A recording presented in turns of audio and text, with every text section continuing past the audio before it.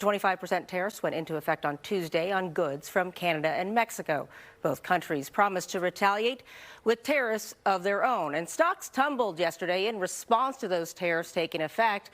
But today, a rebound after the White House confirmed that some of the tariffs would be delayed. But keep in mind, there is a lot to this ever-changing story. This pause is about U.S. automakers. It's not about a resolution between the three countries. KTVU's Tom Vakar joins us now to sort it all out and talk about these new developments. Tom? Plenty of developments. The cornerstones of the Trump administration, their tariffs, are to reinvigorate U.S. manufacturing, stem the flow of illegal immigration, stop the flow of deadly fentanyl trade, and lower prices. At their core, tariffs are a tax on consumers and a windfall for the U.S. Treasury. The president does love tariffs. He said it's one of his favorite words in the English dictionary, and he believes in tariffs because they'll ultimately make America rich again. But faced with huge backlash from Canada and Mexico, Mr. Trump delayed for a very short time major tariffs on U.S. automakers with factories in those two countries. Reciprocal tariffs will still go into effect on April 2nd. But at the request of the companies associated with USMCA, the president is giving them an exemption for 1 month so they are not at an economic disadvantage. A month is not much time to make major manufacturing changes or moves. He told them that they should get on it, start investing, start moving, shift production here to the United States of America, where they will pay no tariffs. The president is open to hearing about additional exemptions. Other than that, questions got vague answers, especially as to tariffs affecting prices and inflation.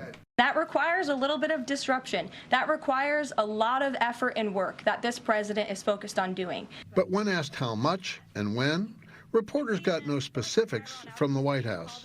Again, I don't have a crystal ball, but what I can assure the American people is that this president and this administration is doing everything they can. Messaging on X, China flatly rejects the 20% tariffs imposed on it for its part in the deadly fentanyl crisis. China has exercised strict supervision over fentanyl-related medications, rigorously prevented the abuse of fentanyl-related substances, and stricken hard against the smuggling, manufacturing, and trafficking of fentanyl-related substances and related precursor chemicals.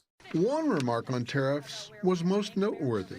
They're going to raise revenue. They're going to help us pay down our debt. Canada, Mexico, and China do not pay a dime for the tariffs that go directly into the U.S. Treasury.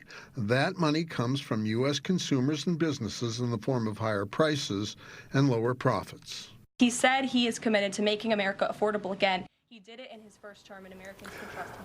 Now, tariffs impose a hidden tax on consumers that may or may not result in lowering the nation's deficit or its debt, especially if those taxes on the super wealthy are cut again, which is also something being talked about. Back to you. And Tom, are we getting any reaction from Canada and Mexico? It sounds to me that Canadian Prime Minister Justin Trudeau doesn't seem to be taking this pause as a reason to take back retaliatory tariffs on the U.S.